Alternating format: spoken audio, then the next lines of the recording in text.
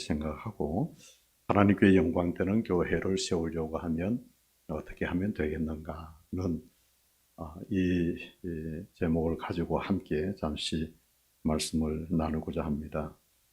여러분, 사도행전 교회는 뭐 여러 가지 이제 교회적인 모습들을 해석할 수 있지만 저는 생각할 때 참 하나님이 바라시는 영광의 교회다. 사도행전 교회는 그렇게 생각을 했습니다. 왜냐하면 하나님이 살아 역사하시는 그런 교회였기 때문입니다. 하나님이 살아계시고 함께 하신다는 것은 하나님의 위대한 명령을 행하는 교회였다는 거예요. 그 일에 자신의 생명을 바쳐가면서 그 하나님의 일을 감당했던 교회가 사도행전 교회였어요. 저는 오늘 실만한 물가교회가 이제 30년이 금년에 되어지는 했죠. 제가 섬긴 교회는 115년 된 교회입니다. 상당히 오래된 교회, 33년 목회를 하고 제가 은퇴를 했습니다만은 그런 교회에 비하면 실만한 물가교회는 청년의 시기, 얼마든지 미래에 대한 가능성을 가지고 달려가는 그런 교회가 실만한 물가교회입니다. 실만한 물가교회가 사도행전 교회처럼 하나님의 큰 역사를 이루어가는 그런 교회가 되기를 바라면서 저는 말씀을 드리고자 합니다. 어떻게 하나님께 영광되는 교회를 세울 수 있겠습니까? 몇 가지 우리가 교훈을 받아야 되는 것. 첫째는 자기 자신을 발견하고 정체성을 분명히 해야 돼요. 오늘 본문 18절 말씀입니다. 일어나 너희의 발로 서라. 내가 너에게 나타난 것은 곧 내가 나를 본 일과 장차 내가 너에게 나타날 일에 너로 종과 증인으로 삼으려 함이니. 사도 바울은 우리가 사도 바울 하면 다메섹 도상을 기억하게 됩니다. 예수님을 만났던 바로 그 장소. 다시 말하면 사도 바울은 자기의 자신을 발견했던 장소가 다메섹 도상이었습니다. 과거에 예수 그분에 대해서 박해자로 살았지만 전혀 관계없는 자로 그가 삶을 살아왔지만은 이제는 모든 것이 다메섹 도상을 통해서 그분과의 관계를 맺어가게 돼요. 사도 바울, 그 바울의 정체성은 예수 그리스도를 통해서 새롭게 되어진 자신의 정체성을 발견하게 돼요. 만약에 사도 바울이 예수님을 만나지 못했더라면 아마 아무런 예수님과 관계없는 자로 삶을 살았을 것입니다. 그러니까 이것은 사도 바울뿐만 아니라 우리 자신들도 내가 주님을 만나지 못했다면 주님과 나와는 아무 관계없는 존재, 우리도 삶을 살았을 것입니다. 여러분, 다메섹, 사도 바울이 경험했던 주님을 만났고 자기 자신의 정체성을 가지게 되었던 다메섹, 이게 우리에게도 있어요. 정말 우리의 자신들이 다메섹이라고 하는 주님을 만나고 그 만남을 통해서 정체성을 다시 한번 새롭게 하는 다메섹이 우리에게도 있어야 되죠. 여러분, 그 사건이 우리에게 있어야 주님을 진정으로 만날 수 있게. 그래야 자신을 발견하게 되고 정체성을 분명히 가지게 되겠습니다.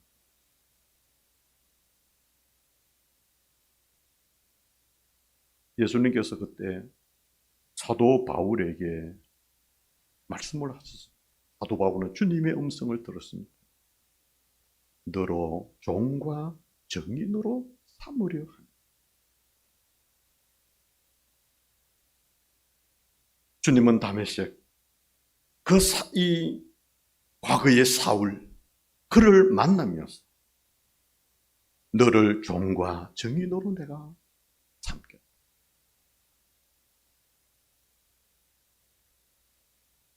예수님께서 이제 사람들을 불러서 자신의 제자로 이제 이렇게 삼으시게 되어지는 예수님의 제자라고 할 때에는 무엇을 의미합니까? 주님을 따르는 자. 그래서 제자는 주님의 가르침을 따르는 자. 그러면 종, 증인. 이거는 또 무슨 의미입니까? 종, 증인. 여기에는 자신의 생명을 바치는 자. 따르는 자, 자신의 생명을 바치는 자. 그렇게 다른 거예요. 그러니까 누군가 주인이 되신 그분에게 속해 있고 그 주인을 위해서 자신의 생명을 바치는 그러한 자로 예수님은 바울을 불러주신 거예요. 사랑하는 성도 여러분, 33세에 주님을 만나 67세에 순교의 잔을 마시는 그날까지 사도 바울은 자신의 정체성을 잃지 않았습니다. 끝까지 그 부르심과 자기에게 주어진 사명의 길을 바울은 달렸습니다. 종과 증인의 길을 간 것입니다. 여러분, 그 길은 고난의 길이잖아요. 그 길은 주님이 가신 발자취를 따라가는 길이지 않습니까?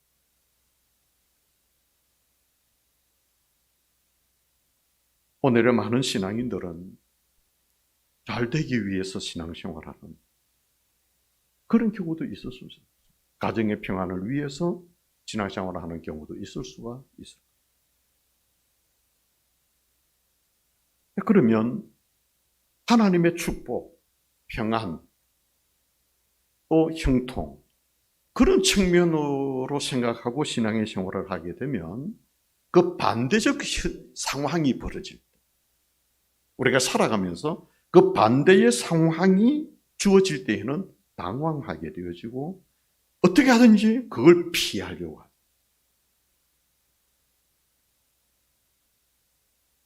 그래서 저는 어떤 책을 보니까 이러한 신자들, 이러한 성도들을 일컬어서 초상화 신자라 그렇게 표현해요.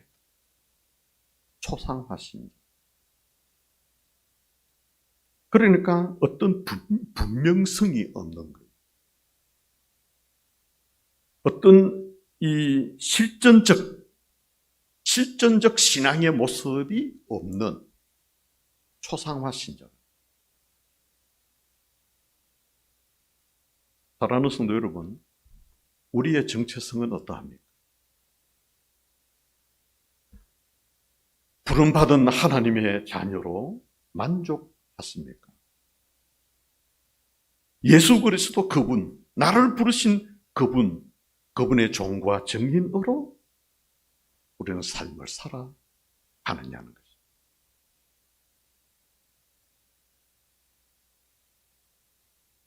그래서 여러분 교회를 이렇게 섬기는 모습을 보면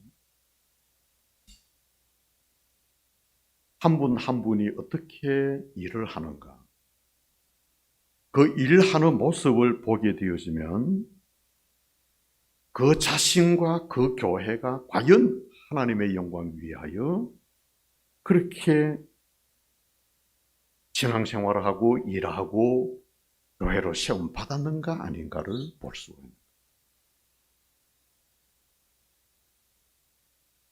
제가 섬기던 양산교회는 역사가 오래되었다고 제가 말씀을 들었습니다. 제가 갔을 때 벌써 80년이 넘었으니까. 고목나무. 이 고목나무에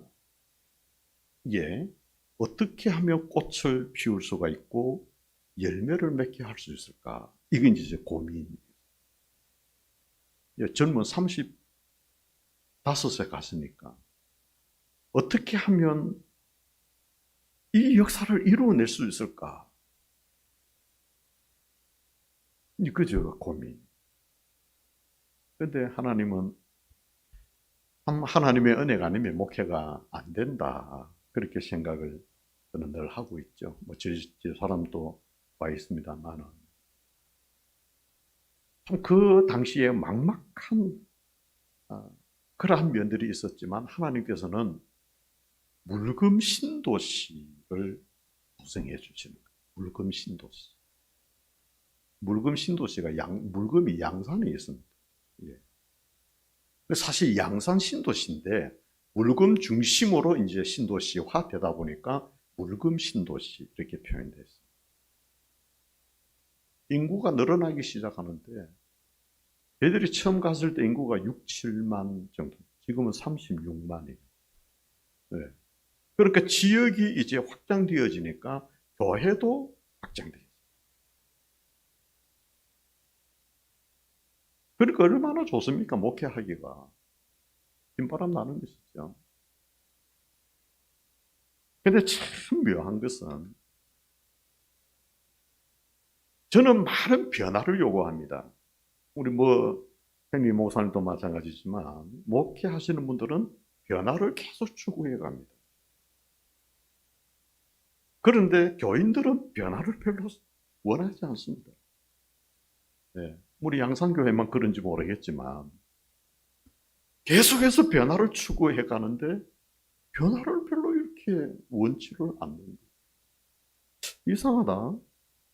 동일한 믿음을 가지고 있는데 단지 나는 목회자고 성도고 또 직분자 성도고 그 차이인데 나는 변화를 계속해서 추구해 가는데 왜 변화를 싫어할까? 네. 그래 보니까 이게 다르다. 목회자는 변화를 시도해 가는 것만큼 희생을 각오하는 자. 희생을 각오하고 있습니다.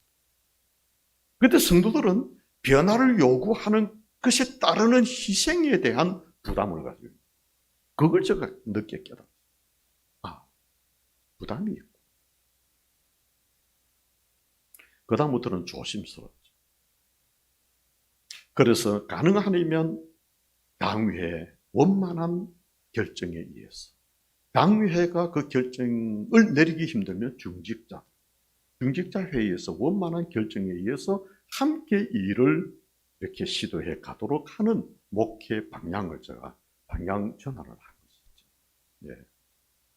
그래서 저는 목회하는 동안에 그걸 깨닫고 난 이후로는 가능하면 원만하게 결정해서 일을 시행해 오게 되어진 거죠.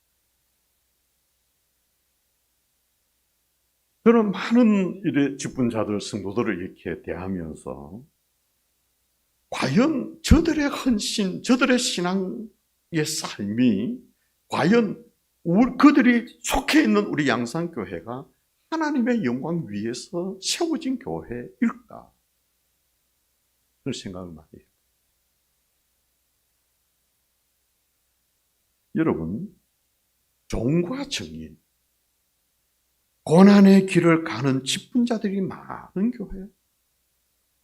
거기에 따르는 힘들고 어려운 일이 주어진다고 해도 감수하며 나아가는 그런 교회는 끊임없는 구원의 역사를 보게 될 것입니다. 하나님은 그러한 성도들이 있는 교회들을 통해서 하나님의 놀라운 역사가 지속되도록 하나님은 크게 그 교회를 들어서실 것입니다. 특별히 우리 교회의 직분을 받아 있는 여러분들은 여러분 자신을 다시 한번 발견할 수, 자신의 정체성을 다시 한번 더 확신할 수 있도록 하세요. 어떠한 고난, 때로는 어떠한 힘든 일이 있더라도 주님이 내게 주어진 이 일이요, 어떻게 하든지 내가 이것을 쥐고 끝까지 감당해 가리라는 다짐을 가지고 여러분들은 주의 몸된 교회를 섬겨가야 할 것입니다. 사도 바울은 영광된 교회를 섬기는 교회의 그 일꾼들을 고난의 길을 가는 사람이라고 그렇게 말씀을 했습니다. 고린도후서 11장 23절에서 28절 말씀에 보면 그들이 그리스도의 일꾼이냐 정신없는 말을 하거니와 나는 더욱 그러하도다. 내가 수고를 넘치도록 하고 옥에 갇히기도 더 많이 하고 매도 수없이 맞고 여러 번 죽을 뻔하였으니 유대인들에게 40에 하나 감한매를 5번 맞았으며 3번 태장으로 맞고 1번 돌로 맞고 3번 파선하고 일주야를 깊은 바다에서 지냈습니다.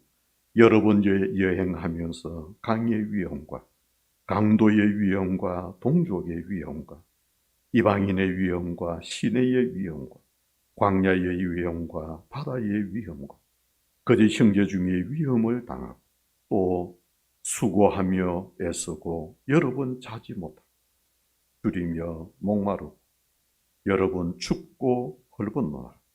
이 외의 일은 고사하고 아직도 날마다 내 속에 눌리는 일이 있으니 그 모든 교회를 위하여 염려하는 것이라. 그렇게 고백했습니다. 사도 바울은 다른 사람과 비교해서 조금 더 고난을 받은 정도가 아니었습니다. 주님이 자신에게 맡겨진 그 고난을 감당하는 그 길은 주님이 지신 고난을 그대로 지신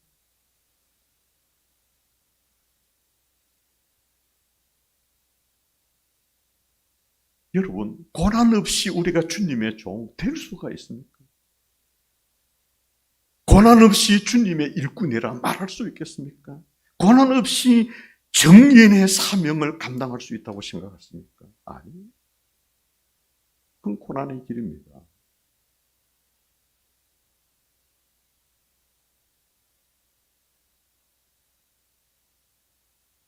어떤 면에서는 주님의 길을 가는 자들에게는 고난이라고 하는 징표가 있어요.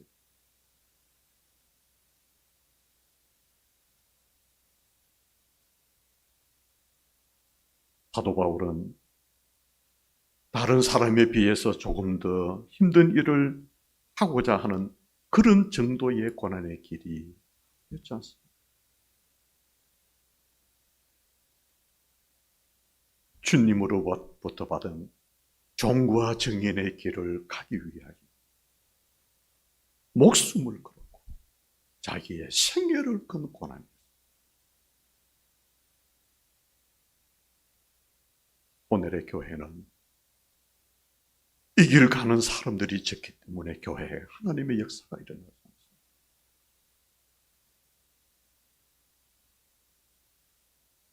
교회를 살리는 길은 이 길 가는 자들이 있어야 교회가 살아.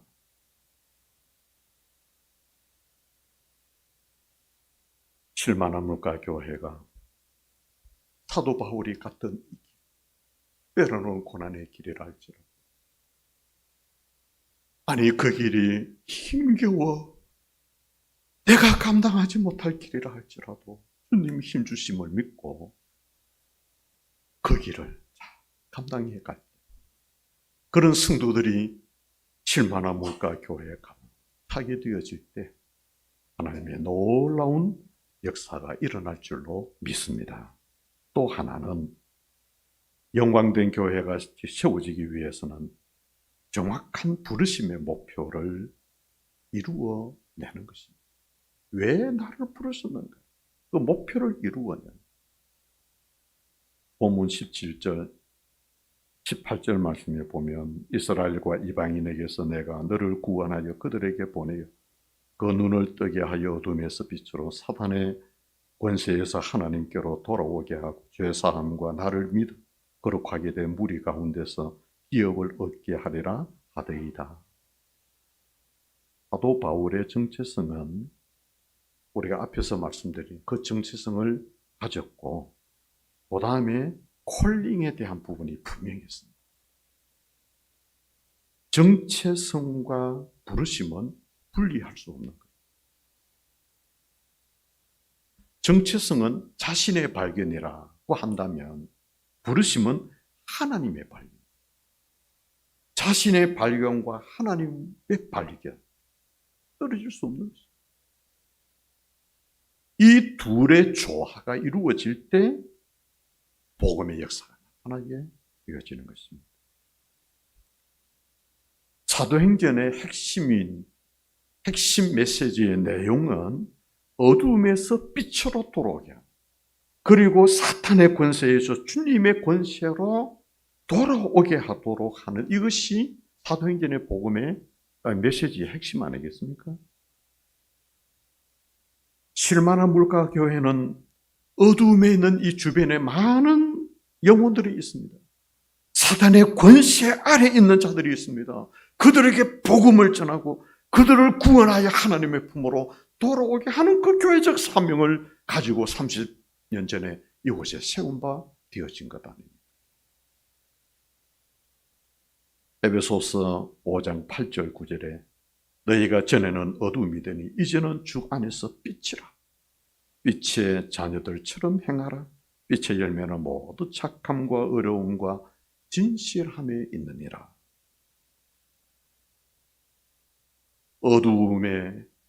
어두움의 권세에서 헤매이는 저 생명의 빛을 비추는 이것이 교회의 사명입니다. 복음의 빛, 죄사함의 빛을 비추는 사명, 이것이 교회에 주어진 사명인데, 여러분, 이 사명이 얼마나 힘들겠는가. 사탄의 권세와 싸우는 싸움의 현장이 바로 그 현장 아니겠습니까? 사탄의 권세에서 하나님의 권세로 돌아오게 만드는 그 영적인 전쟁이 얼마나 힘든지 아마 여러분도 경험하셨을 것이고, 형님 목사님 또 아마 그 엄청나게 경험했을 것이고, 저희들은 훨씬 더 경험을 많이 했습니다. 신도시, 여러분 신도시가 되는데 뭐 그냥 교회 옵니까? 아닙니다. 하루 종일 천막을 치고 그 천막 아래에서 오고 가는 사람들, 이사 오는 가정들 쫓아가서 짐도 날라주고 음료수도 갖다 주고 온갖 거 다 해도 교회 안 오더라고. 그 일을요, 한 달, 두 달 수없이 했습니다. 한 영혼을 주께로 이끌어오는 이것이 얼마나 힘든지. 그러나 그 일을 한 거예요. 왜냐하면 교회적 사명입니다. 역경과 고통과 고난을 겪으면서 끝까지 이 사명을 감당해 갈 때 하나님은 영혼을 교회로 붙여주시는 거예요. 교회는 이 거룩한 영적 승리의 영광을 바라보면서 기도하고 전도하고 목숨을 걸고 이 일을 감당해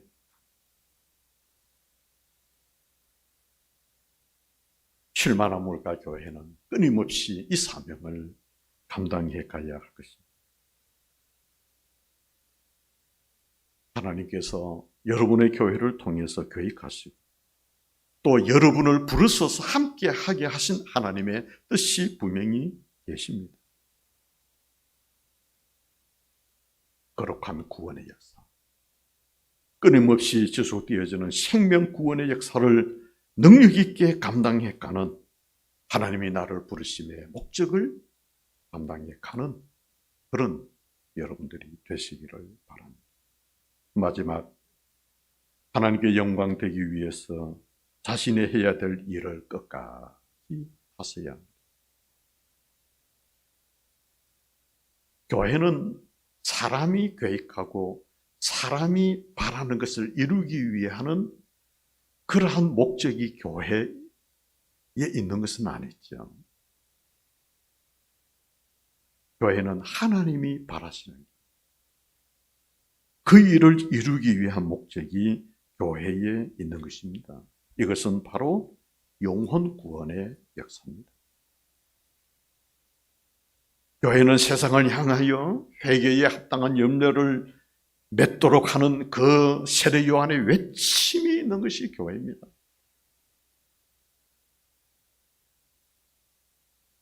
세례 요한이 외쳤던 말씀대로 합당한 열매를 맺는 어디에? 회개에.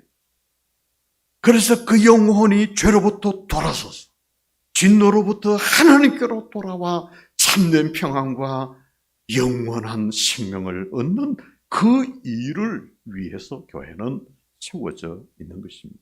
끊임없이 새로운 생명의 공급이 이루어지는 이것이 바로 교회입니다. 오늘 본문 20절 말씀에 보면 먼저 다메섹과 예루살렘에 있는 사람과 유대 온 땅과 이방인에게까지 회개하고 하나님께로 돌아와서 회개에 합당한 일을 하라 전함으로. 그렇게 사도 바울은 자신이 어디까지 복음을 말해야 되는지 그 영역에 대해서 분명한 자기 인식이 있었습니다.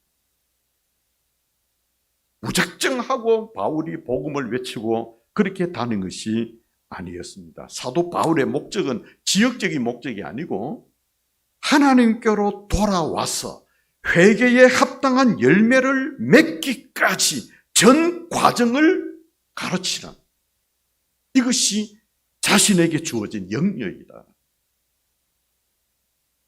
여러분들 교회가 또 주의해야 될 것 하나가 뭐냐면 회개만 강조하는, 물론 회개가 있어야 되죠. 그런데 거기에 그것만이 아니고 바울은 합당한 열매도 맺도록 해요. 합당한 열매.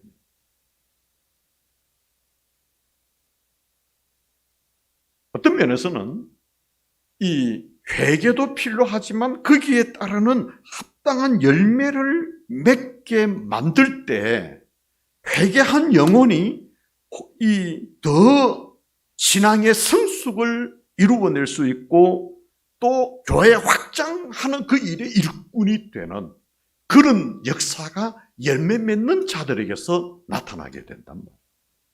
그 열매가 있어야 됩니다.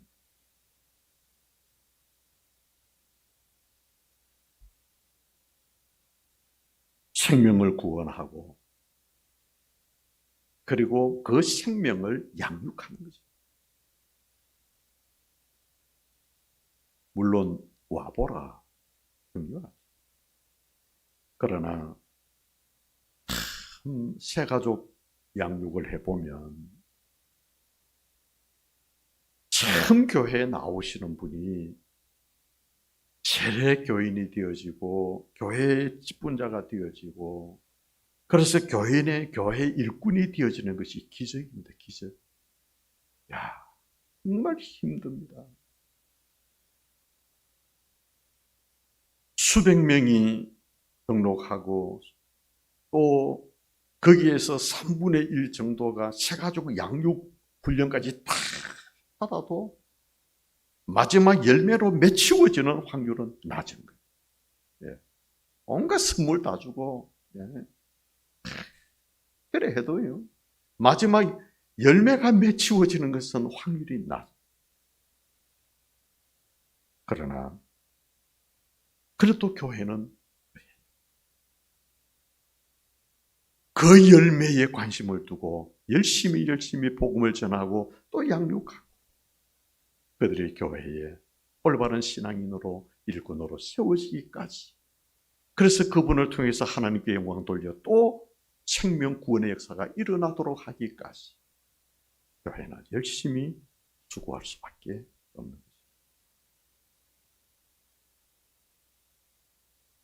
여러분의 교회가 회개에 합당한 일에 관심을 가지고 수많은 영혼들이 이곳에 와서 말씀을 통해서 은혜를 받고 회개하고 뿐만 아니라 거기에 합당한 열매를 통하여 아름다운 열매들이 더 많이 맺히어지는 그런 교회가 되어져야 할 것입니다. 이제 말씀을 저는 정리하도록 하겠습니다. 지금까지 우리는 아마 여러분들은 7만원 물가 교회를 통해서 목사님에게서부터 말씀을 듣고 지금까지 믿음의 생활을 해 오셨습니다. 정말 여러분 자신을 어느 정도 발견하십니다. 여러분의 정체성을 얼마나 확고히 확립하고 계시는지 다시 한 번 더 이 시간 확인해 보시면 좋겠습니다. 나를 부르심의 목표에 대해서 나는 어떤 의식으로 반응하고 있는지 분명히 하시면 좋을까. 부르심에 합당한 자로 살아가고 있다. 내게 주어진 이 사역, 하나님의 일에 어느 정도 나는 열정을 쏟고 있는지, 어디까지 이 일을 해야 될 것인지, 주님이 부르시는 그날까지 여러분의 사역의 걸음이 멈추어지지 않도록 주의 종을 이곳에 세우시고 지금까지 모양케 해주셨는데 목사님의 목회 아름다운 동역자로, 아니 동역자보다는 목회 공유자로 목사님의 마음을 여러분도 그 마음 가지세요. 목사님의 비전, 여러분의 비전이 되시고 목사님이 계획하시고 행하시는 그 걸음에 여러분들이 기쁜 마음으로 동역하는 그런 동역자입니다.